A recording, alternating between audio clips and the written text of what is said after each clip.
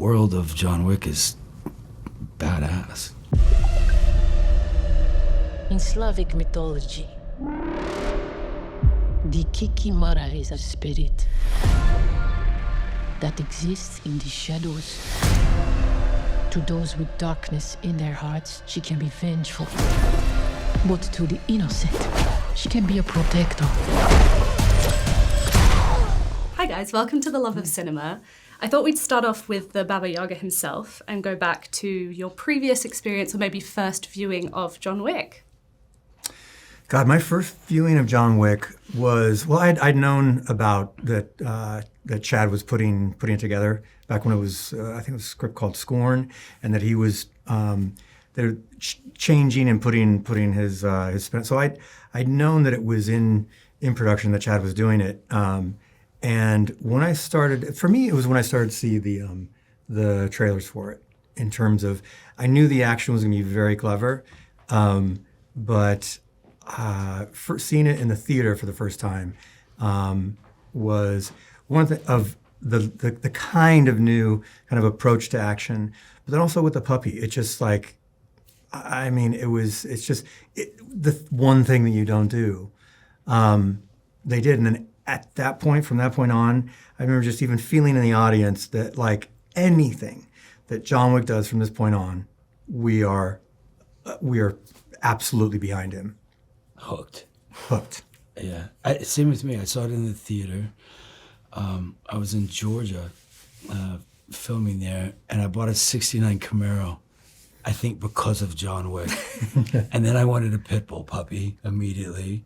But I've seen them all so many times. Like it's one of those movies that it plays on every hotel, every airplane. It just over and over and over, and you watch it every single time because it's that good. But yeah, I mean, the world of John Wick is badass. I'm looking for the tribe with this mark. Needing to know is what got us banished from the Garden of Eden. Are you prepared to be cast out again, Eve? Yes. I think Ballerina is so exciting because it takes place within this world. It has everything that we love about John Wick. But then also we do get this chance for kind of a fresh perspective. We get these new characters, exciting new kind of expansions of the world. So for both of you, when you first got your look at the script, I'm curious how you kind of saw that blend of old and new fitting together. I mean, for me, in the script, you know, as they do, they evolve. There was in the original script in Shay's script, the town of assassins. Is this gonna be before or after the movie comes out? We'll put a spoiler warning. Okay, I will tailor. No, so I was really, in terms of how Anna's character Eve comes into the world, really opened up a different window into it. It's, you know, this movie takes place parallel to John Wick 3, but their characters are almost opposite in the sense that Eve is starting her whole journey into the assassin world. So you get to see it from that lens and perspective.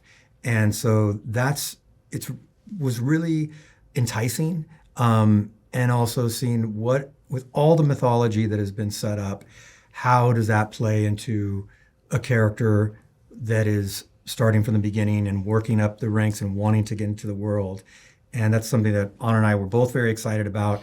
And it allows us to answer a lot of questions about the world that there would be no real reason to, you know, answer them. They were kind of set up, and then we're having to then answer what that is and create it and build it. So that was really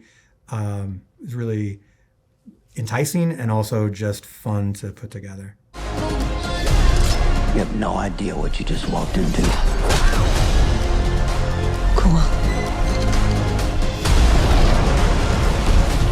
And Norman, you played Daniel Pine, who in the notes that I got before I saw the film is just pitched as a mysterious man, which I loved. How was the character pitched to you? That's the tagline for my whole life. Yeah, he's a mysterious man. He is, yeah. Was that the pitch that you got initially for the character? I think because I created that name of the character because he is just a mysterious man. It's like, let's just use what they describe Norman as, and put it onto Pine. They've described me as much worse. So, yeah, I'd worked with Len before, so I was excited to work with him again.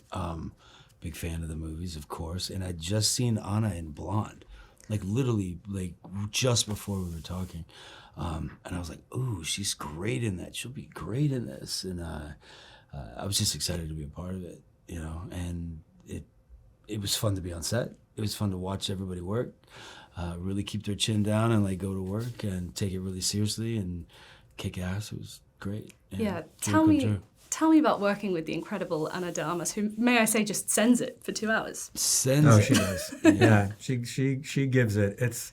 I mean, I would say there's a fierceness that, at least for me, when you know, going through all the training that she did and everything, that there's such an importance on that, and on top of that, she puts the performance into the fight, which was, I mean, you watch it. I was saying I watch it and you sort of more kind of tune in on just the rage and the passion that she's going through, and that was really, it's exciting for me. It's like directing somebody that has that much, like, you know, passion in it, is a gift.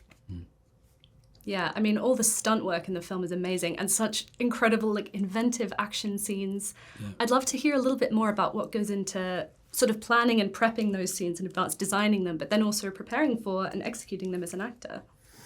Norman plans them, and then I go, oh my God, this seems impossible. Norman was just no, man, I have faith in you. I'm covered in butter. Check this out. Yeah. Norman was planning a fight scene in the hallway when I walked up to come in I actually here. was, yeah. It is a lot of, it starts from everything from the idea, then in terms of my process, I'll build a lot of it in my garage. I'll set up models, action figures, get a little, you know, It's pretty cool. like periscope lens, and I build out the scene in my own version. You come from a sort of art department background. I Yeah? do. Yeah. I spent a lot of time I was building miniatures early on. I worked for one day at ILM when I was 19 and got fired. Oh no. Because I lied about my age. But yeah, models, and then I was in props for a long time. So I have to kind of, for me, I have to build it to convince myself. I'll buy ice skates or the gun knife and whatever, and then early on I would, just because the idea of like, oh, we're going to fight with ice skates. If you see it, and I would send these videos to Anna, and there's like, you know, it's in my garage and stuff, and she's like, this is so cool. Like you could do like the way, like the power and everything that you could. So we just build on, but I usually have something to build or show, and then so that's where it starts for me, and then it builds into a sequence, and then getting the stunt team on board and all their clever ideas, and we just it's never one person's idea at the end. It is, here's the concept, here's the fun idea in it. Let's come up with 17 different amazing moments that could happen, and I love that. It's fun to plan. Perhaps I can send someone to solve the problem. The Baba Yaga. Leave the wolf to its prey. She sent you here to kill me? Or you can leave. I'm not leaving. Your choice. How is it to come in and train and then perform that as well? It's a little intimidating. Everybody's like on their A game, A plus game, and then you have a stunt team that is very safety conscious. That you feel very comfortable with them. There's a lot going on, and so you know they're very focused on you and your safety and your comfort level, and then they just go, you know. You talk with Len about the ideas and the shots and stuff, and then you kind of do the math.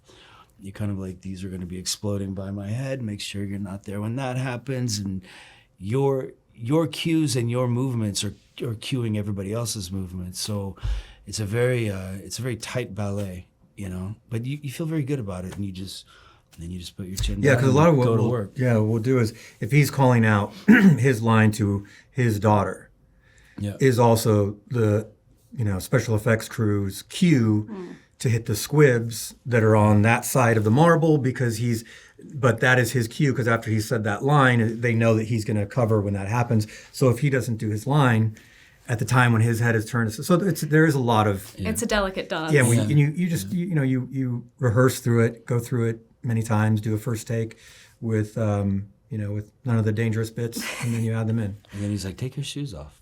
Take your shoes off with all the glass. Well, I'm going to run and get out of this hallway before the fight breaks out, but thanks so much, All right, guys. Great to nice meet you. see you. Nice to see you. This is your fate. And you cannot change it.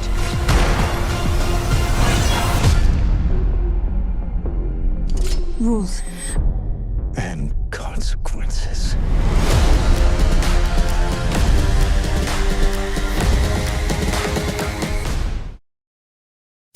Thank you for watching Picture House Cinema's unique video content.